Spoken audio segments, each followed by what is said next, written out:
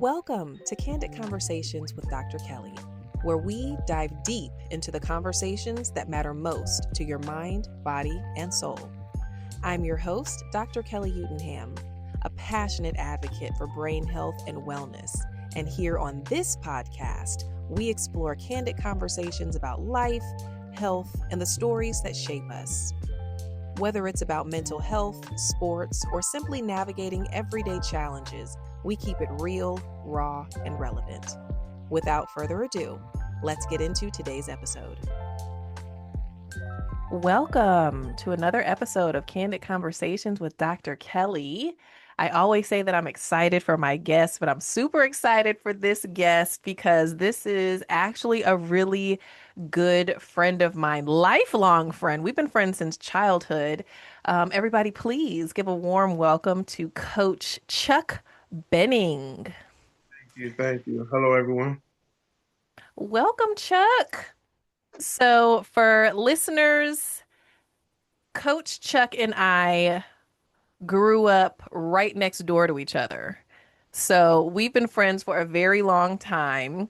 And Chuck is here, Coach Chuck is here to talk to us about being a collegiate football player. He is now a coach to middle school kiddos. And one of my favorite things about him as someone who doesn't cook, Coach Chuck is also an actual chef. Welcome, welcome. Thank you. Thank you, Dr. Kelly. Can you introduce yourself? Tell us a little bit about your journey in playing football. I know you played in high school and then you went on to play at the collegiate level as well. So can you talk to us about that journey? That journey was it was fun. Grew up here in Cleveland. Played high school football for Lutheran East High School or Lutheran High School East. They call it the Lou now. So let me back up a little bit. I've been playing football since I was maybe 10, I would say. And back in those days, you had a weight limit. So being a husky guy, that's what they used to call us back in those days, as a husky. I was overweight for my age bracket to play with. So I played with the older kids, like the 14 to 15-year-olds. I So don't think I because knew that. yeah, because I was overweight, which gave me experience. What'd you say about your experience? I'd say which gave me a lot of experience playing football at the early age, especially with older kids. Um, so from there, I went to Lutheran East High School, like I said before. Played 4 years there. Started all 4 years because it was at that time a small private school, um, and we built that program. It took some blood, sweat, and tears. Our first year, we was terrible. We were 2-8. No, 0-8. I'm sorry, because it was our first year of varsity football at that school in 21 years.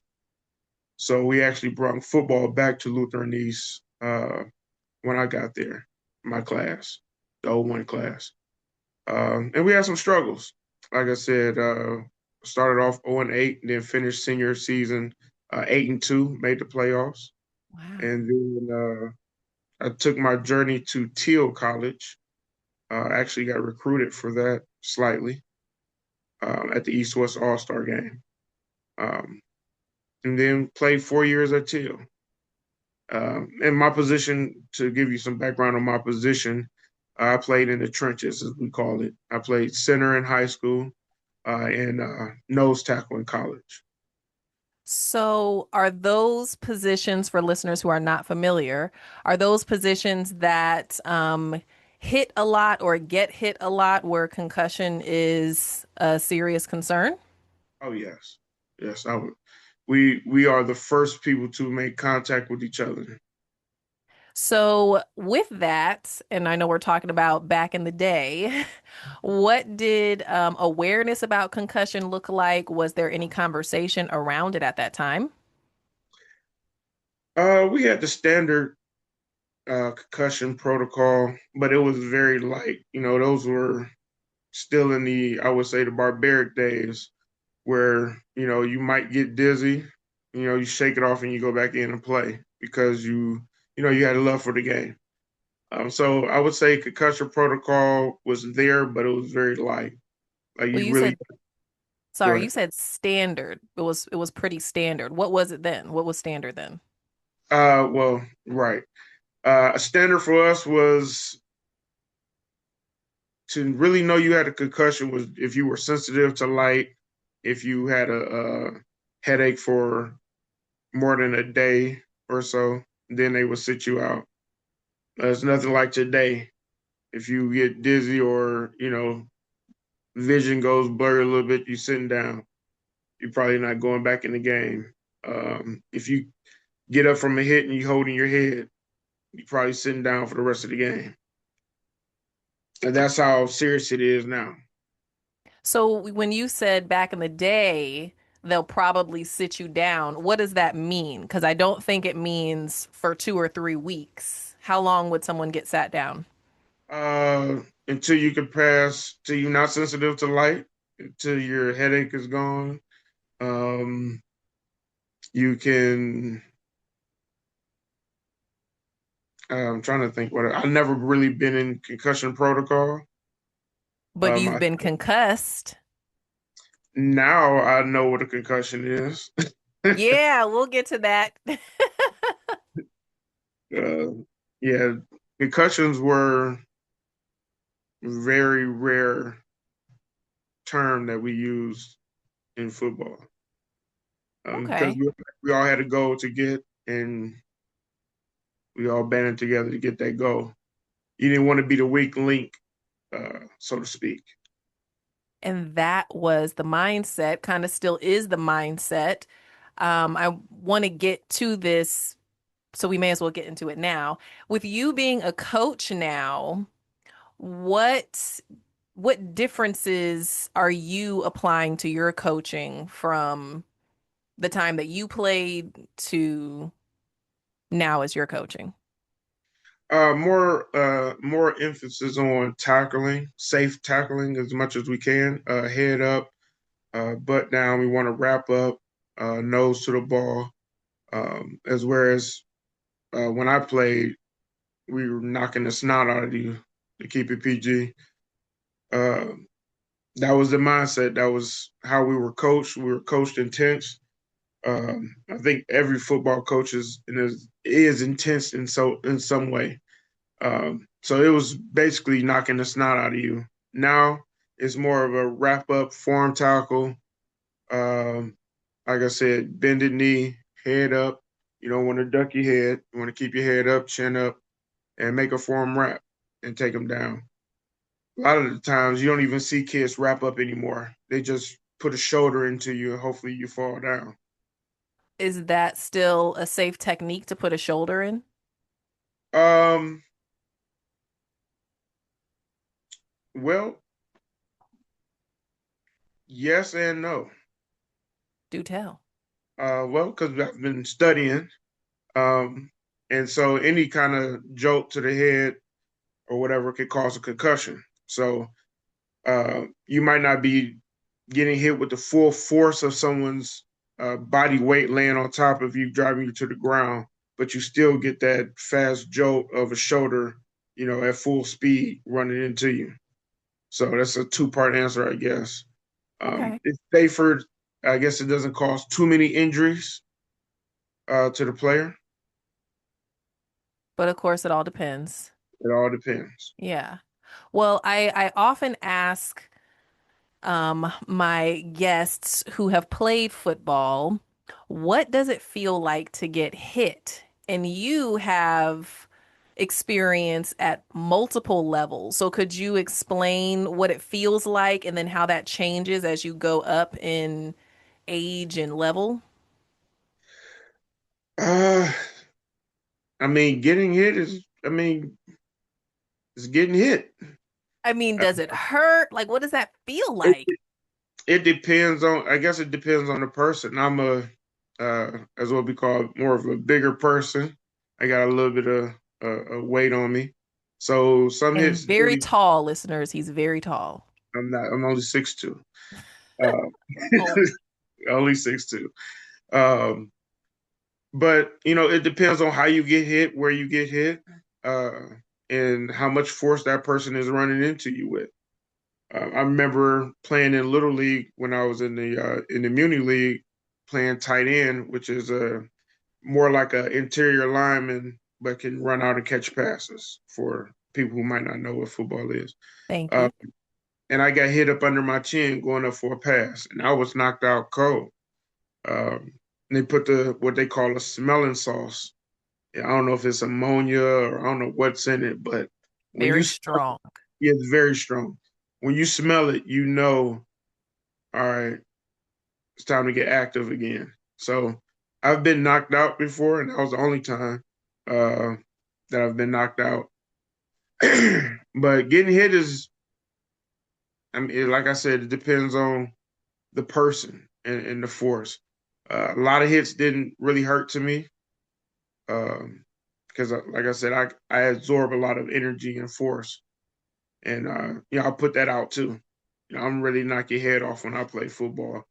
Um, yeah, that So was that sounds like people probably heard about you and there the was probably some fear. I mean, you are an intimidating size and then to to see you across the line, I think I would, I don't know, maybe be sick that day.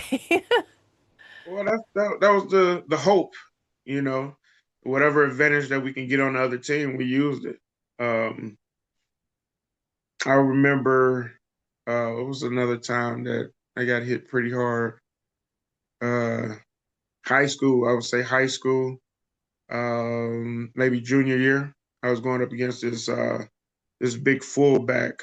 Was coming outside sweep, which is, I guess, for listeners, kind of running towards the sideline outside the offensive tackle. Um, and I met him head Ooh. on car crash, collision, a lot of force, and I blacked out right then and there. I remember that, but I came to, and Oh. also the person I hit was doing the same thing. So I Were probably have, you all the same size? yes, yes, and he was a guy that could run the ball. Uh, real gifted athlete. His name was Scooter McDougal. Rest in peace, Scooter McDougal. Went to Villa Angela St. Joe's and then transferred to Shaw High School, East Cleveland. I think he went to Toledo, and he played running back after he transferred to Shaw. I mean, Wow. this was a big dude. I would say he was about 6 foot, 6'1", and maybe 230, 240. Almost like a Derrick Henry, if people know what Derrick Henry is for the Wow. Baltimore Ravens. He was that type of back, a Wow. bruiser, and had some good And speed to him. and he passed away? He did pass away. I'm not sure of what, um, but he did pass away. Wow. Well, rest in peace to him and thoughts and prayers to his family, of Yeah. course. So moving on through collegiate football, Hmm. what did you experience any injuries or concussions looking back in your collegiate years? Because getting knocked out, definitely. Well, in collegiate, no, not that I can remember. Okay. Again, concussions were not a big important thing like it is now. Like I said, maybe if I got dazed or something, maybe you consider that a concussion at that time in Yes. today's standard. But back then, no. So I mean, I've been dazed a lot. I've been Those dazed. would be concussions. I mean, again, like I said, we didn't call those concussions. We Exactly. called- They were called dazed and getting your Mhm. bell rung and things like that. So that's Yeah. understandable. So you and I talk like regularly. If we don't actually like either talk on the phone, like FaceTime or We send a lot of memes back and forth on social media. So we laugh a lot, we talk a lot. But with that, you get to hear the things that I'm doing through Brain Talk and the ideas that I have. And you actually have been part of me working through some of the ideas that I have and wondering like what could attract athletes or coaches. And so you have definitely been a part of the journey. But in that, like, what has changed with your perspective of concussion and when you look back on your football career? Um, I would say more awareness and safety on my part, being a leader figure, being a coach now. I want to keep kids safer than what we were. Because I think I feel some type of effects from all those concussions that I might have had. I could tell sometimes when I talk, or sometimes my memory go. It was probably me getting old too, but but I think I could feel some of those things. So it's important to share my experiences, and especially what I'm learning from you in this journey to the kids that I coach and lead that I run into. So basically, just more safety, uh, not not keeping your head down. If you feel anything, we call them owies and ooies. Just let us know, and we'll sit you down because we want to keep you safe. The mind is strong when it's intact. So there's a lot of change in the culture that has to be done for the change that you are instilling in your athletes, and that a lot of other coaches either have already started or, in my professional opinion, need to start. Mhm. What are some changes that you think can be effective for other coaches that may be listening? Definitely more awareness. Like a person like yourself should visit a lot of schools and share the knowledge of concussions. So coaches and parents can understand, a coach might sit your kid down because his head hurts. You might want him to go in, but you want to keep your kid safe. So more awareness. This needs to be um, a part of schools. It's part of athletic programs. Period. I mean, we take a test, to get our coach's license, but I What's the think a lot of test? schools, huh? What's the test? We take a course, a concussion course that we have to do every year, every 3 years, to get our coaching license, the license to coach. Um, so I think a more in depth presentation from someone like yourself should be in the school district. If you have maybe one big assembly meeting and you come and present to everyone so they can learn more about concussions and how you can help maybe prevent them or slow them down or recognize the signs. Um, you know, I think that would be very helpful. That's what needs to change. I agree. Thank you Hopefully for that that. answered your question. Say it again. Hopefully that answered your question. Oh, yes, 1000%. You're doing fantastic. Thank you. Hey, Brain Buddies, Dr. Kelly here. Did you know there are millions of people who still don't recognize the signs and symptoms of a brain injury and still don't know that help is out there? That's why the Brain Talk Foundation started the Give a Dollar, Save a Brain campaign. Your $1 helps us raise awareness, educate communities, and bring Brain Talk Day directly to the people who need it most. Plus, every gift is tax deductible because the Brain Talk Foundation is a registered 501c3 nonprofit. So, if you believe in brain health, donate your dollar today by clicking the link in the show notes or by visiting braintalkfoundation.org. Together, we can change the future of brain health. Coach Chuck. Okay. I'm glad you brought up the parenting tip because you are a parent, and so I'm very interested in how this has changed your perspective as a parent in seeking things like what are concussion protocols and all of that. What has changed from that perspective? Because I'm sure your girls are involved in things too. Yep. My girls play volleyball. Um, and I mean, I don't know too much about volleyball. I'm still learning. um, I don't know. I don't know how to answer that question. Have you Um, asked them about concussion? no, to be quite honest, I'm like, it's not really a contact sport. But there's a ball and they have heads. That is true. That is true. Ask your Uh, daughters about volleyball and concussion because I know that concussion is a thing in volleyball. I mean, you've got that ball coming like right over their heads and they're like spiking it. yeah, I would they love get to have a volleyball player on. would you? Yeah. And listeners, we'll turn it into a family thing. All right. Today, where we are recording, it is Founders Day for my sorority, Delta Sigma Theta Sorority Incorporated.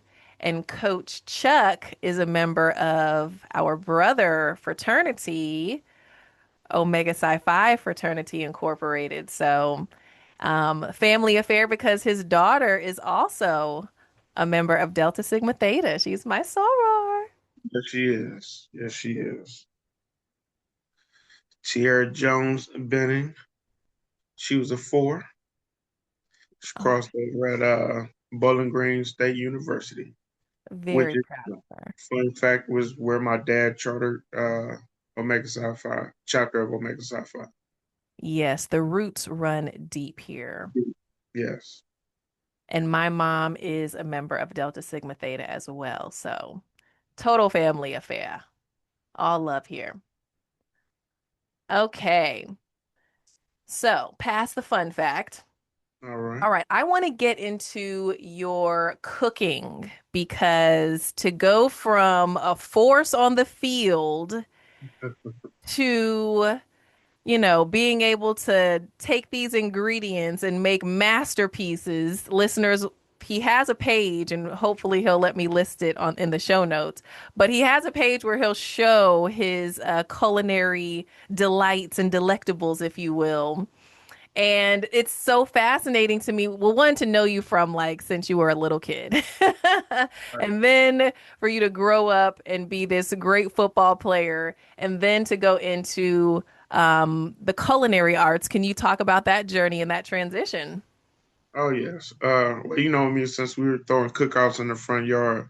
Going from playing football to culinary, I actually left my last year in college to go to culinary school through a program that my school had to allow us to get two degrees at once. So I got my bachelor's in business administration and associates in culinary.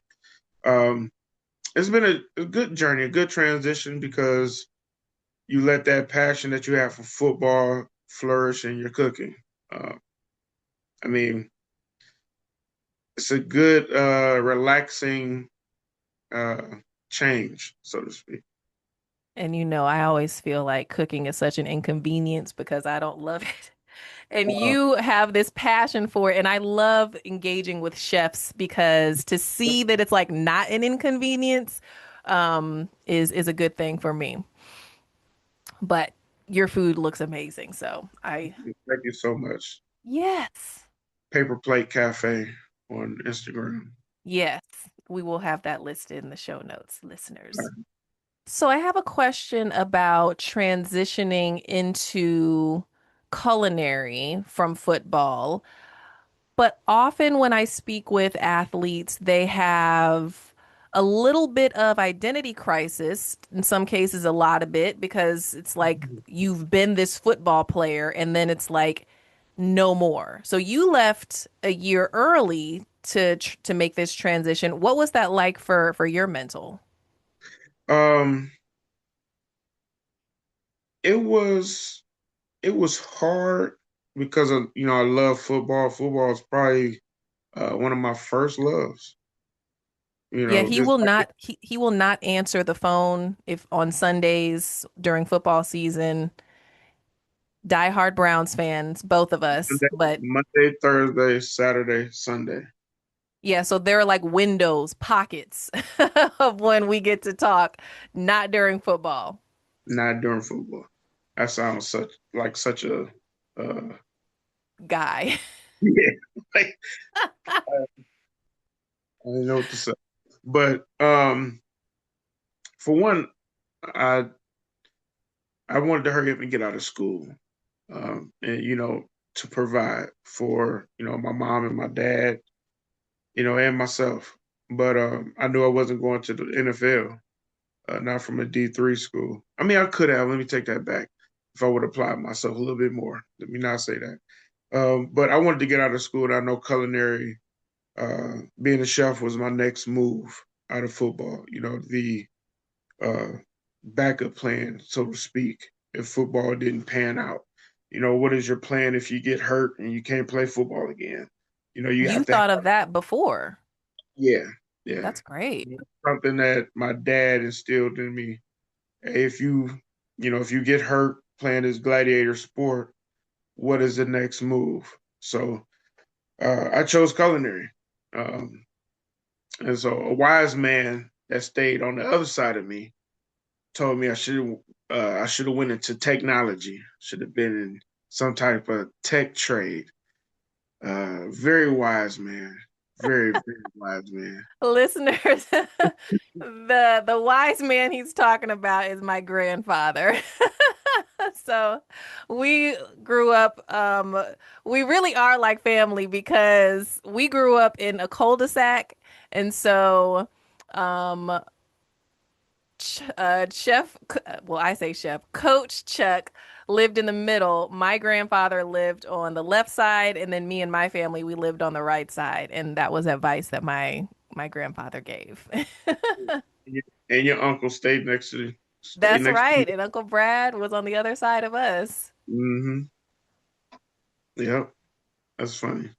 But yeah, So wise didn't go man. tech, went culinary. My taste buds, thank you. Yeah, went culinary. And my feet and my back is like, man, why did you do this? But but it's Maybe fun. it's the football. You can't blame it on cooking.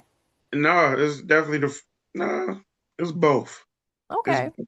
both. Long days as a chef, being on your feet, sometimes your shoes wear out. You don't have any support mats, a lot of walking back and forth, lifting.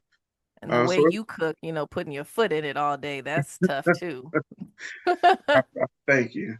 So it's just like football, the wear and tear, and the mental aspect of it. You want to be able to be better than the person in front of you in football, and you have a job to be consistent and make your flavors marry together when you're cooking. So they both present challenges. So they go hand in hand for me. So it wasn't. I'm not getting hit as much, but I might, burn myself every now and again or cut myself with a knife. You make me so nervous every time that you get that knife. I mean, I know you have the special chef hand position, but I don't know, Yeah, maybe it's just because I've known you so long. I'm so like protective, like be careful. You're going off fast, chopping off fast. Makes me nervous. yeah. So what did that transition look like of getting out of that mindset of football is, so such a huge part of my life, and then easing into the culinary piece to where you kind of get used to it and you're like, this is my life now. Well, it wasn't really until a little bit later after college, because even though I wasn't playing tackle football anymore with equipment, I would still play flag football, which is like rugby with flags in some leagues. So Your league, I played in a few leagues that were body up leagues what where is that?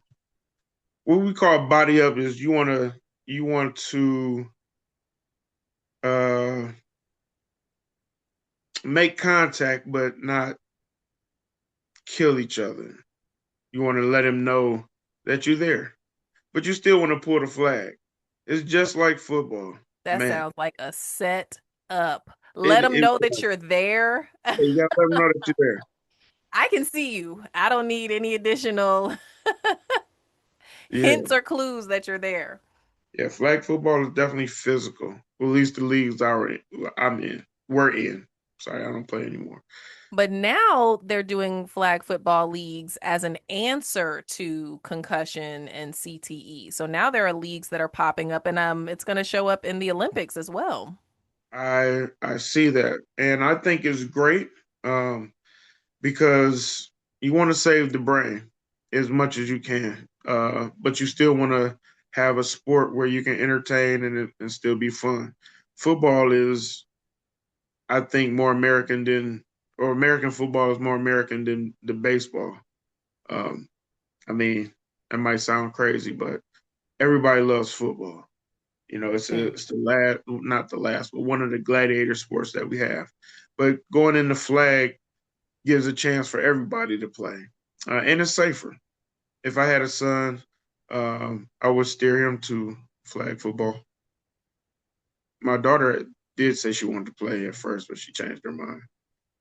What went through your head when you heard flag football as a For her, parent? as a Yeah. parent,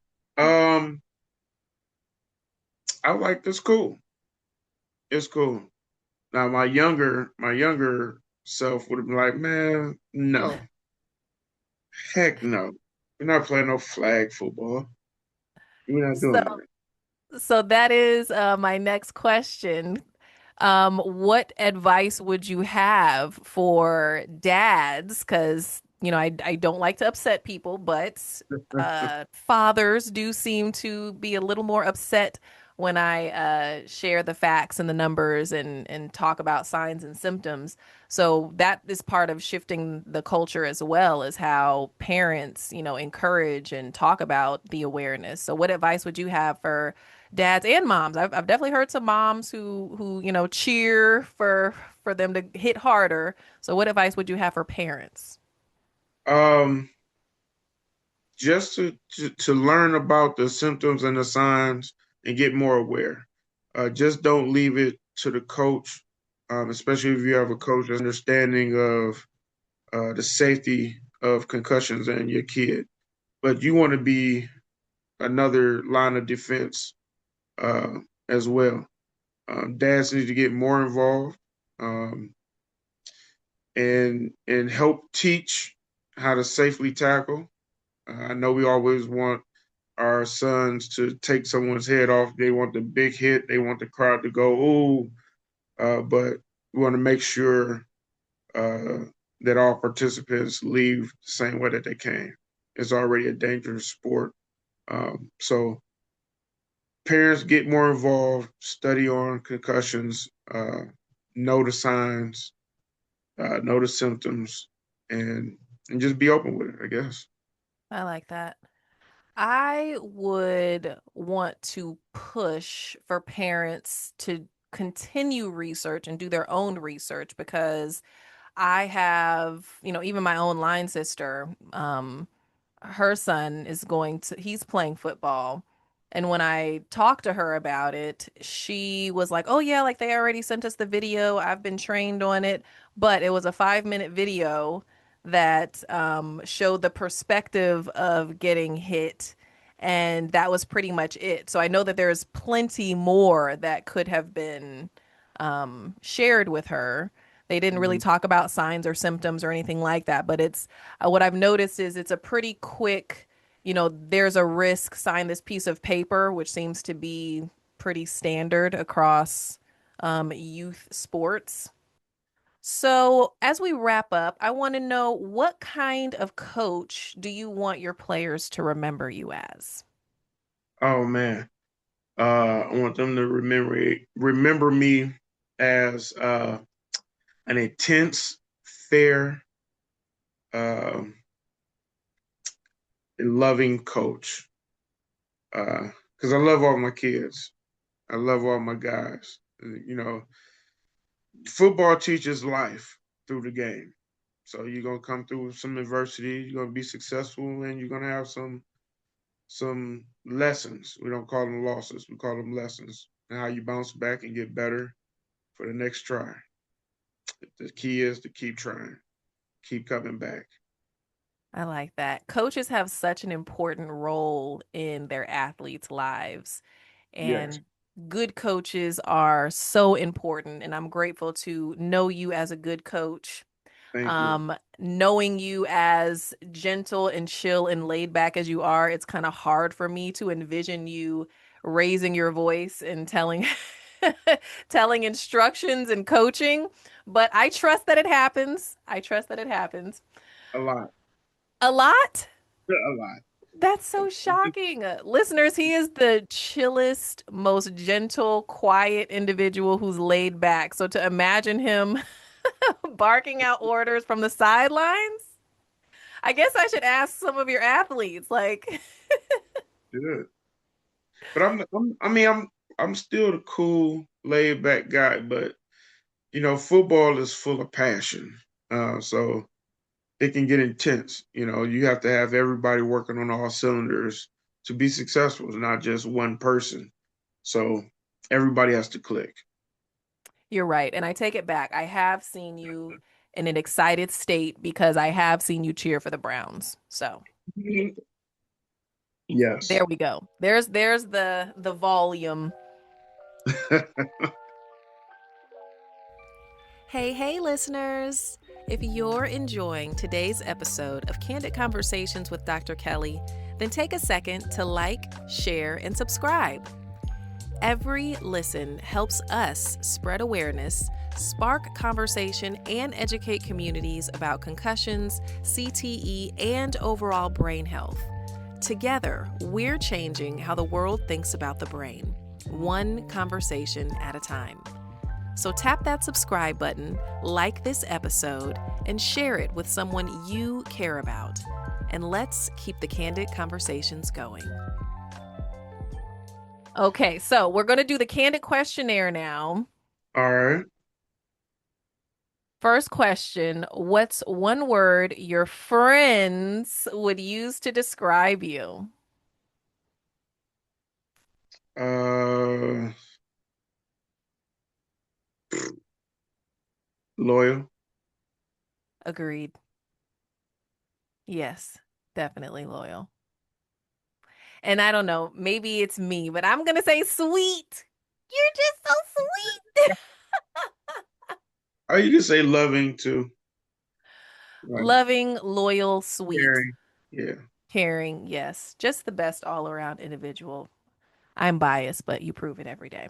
Thank you. Okay, number two, if you could instantly master any sport or physical skill, what would it be and why?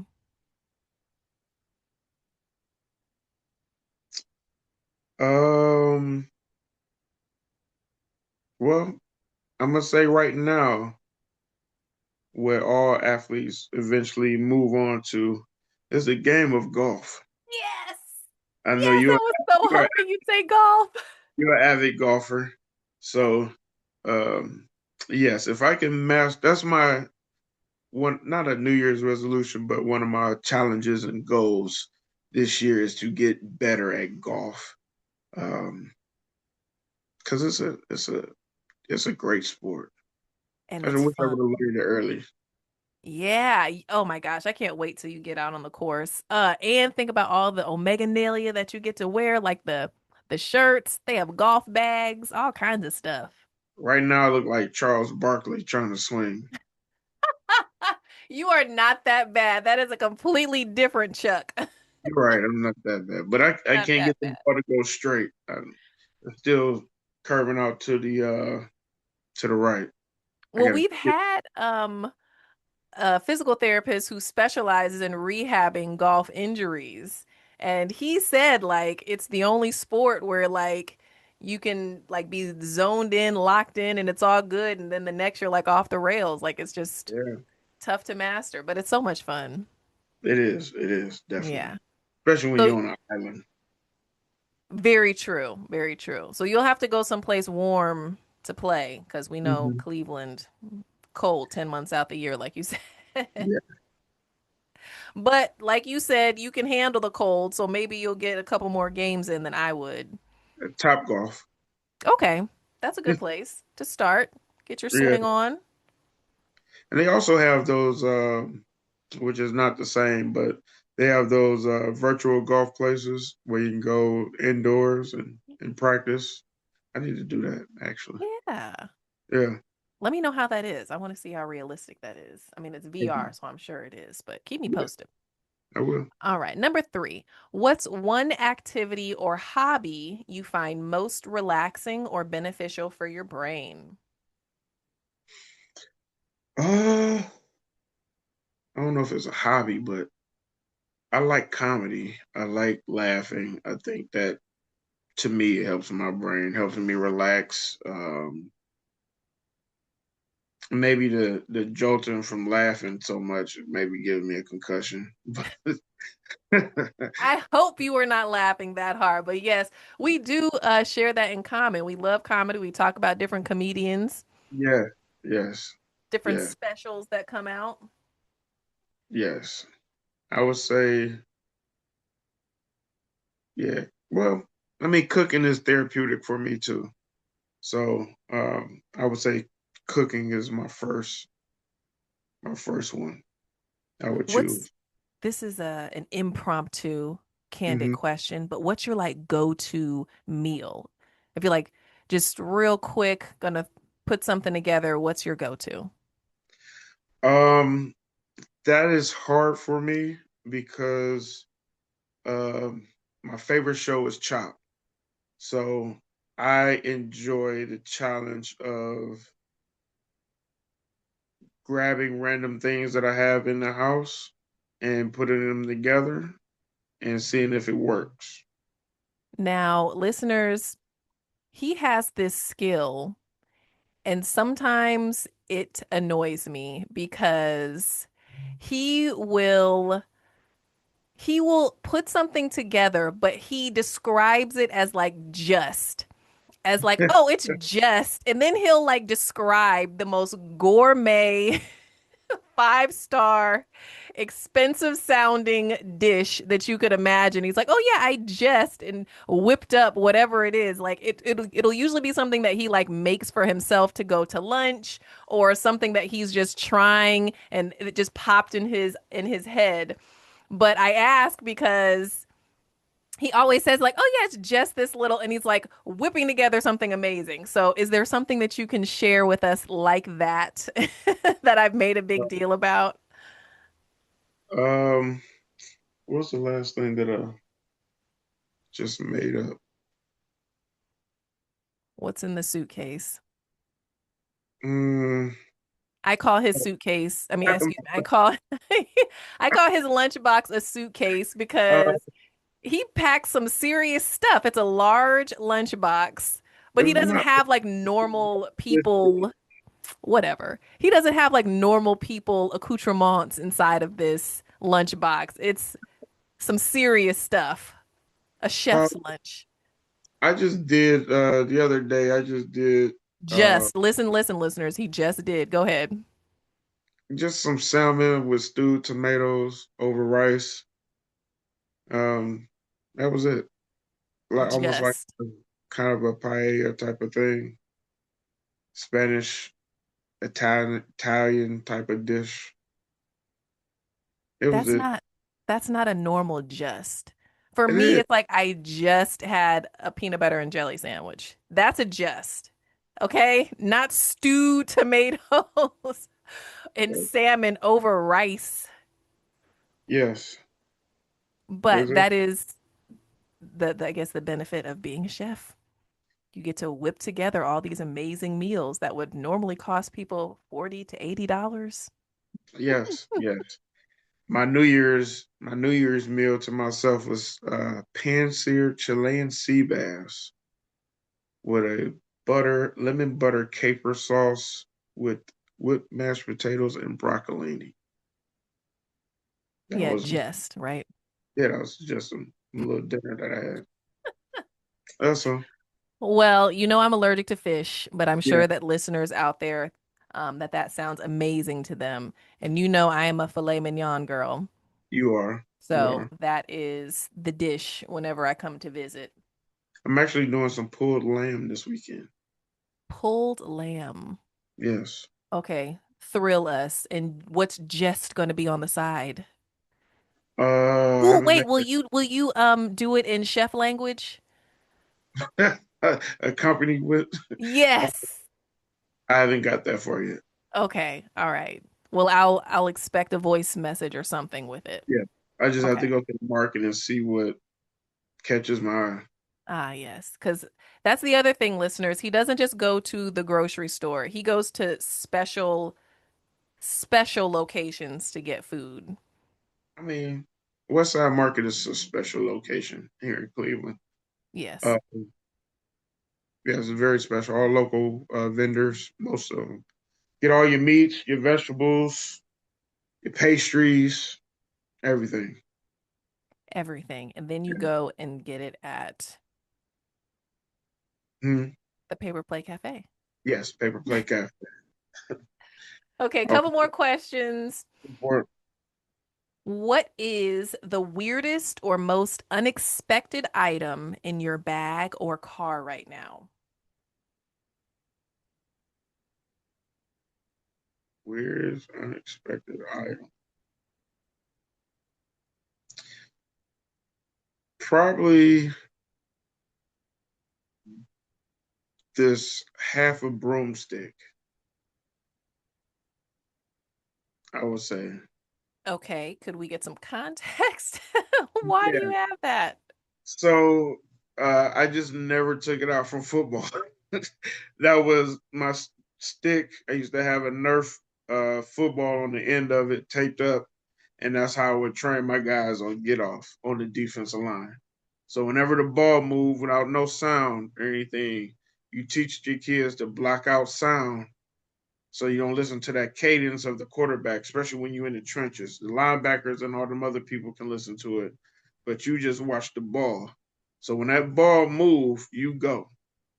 Don't worry about the sound. Don't worry about the huts or the 1-2s, the blue 86s or anything like that. That don't mean anything for you. Once that ball move, you go. Wow. All right, some tips there. Yeah. All right. Little freebie for the coaches listening in. Thank you. Okay, last question.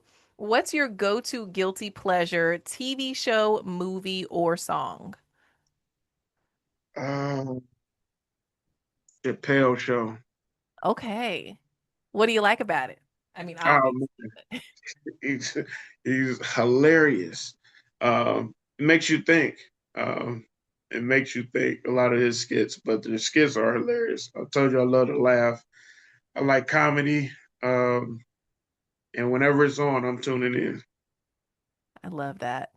Yeah. Um, Tell people where they can find you if you have anything that's coming up that you want to share with people. Um, you can find me on Instagram, Paper Plate Cafe, or the personal page is King underscore Chuck 216. I don't have anything coming up right now. Um, but you can find me on there. Stay You ever tuned. hit me up. Stay tuned. We'll make sure that we have those ways to contact Coach Chuck in the show notes.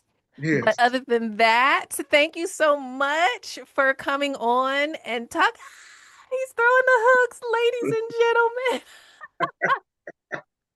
Thank you so much. It's always great to talk with you, even better to see you. And of course, we will talk soon.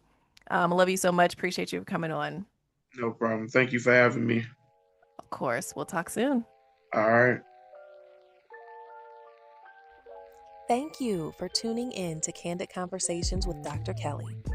I hope today's discussion left you inspired, informed, and ready to take on your next challenge with a clearer mind. If you enjoyed this episode, don't forget to subscribe, leave a review, and share it with someone who needs to hear it. Until next time, keep striving for a healthier mind and a happier life. I'm Dr. Kelly, and this has been another Candid Conversation.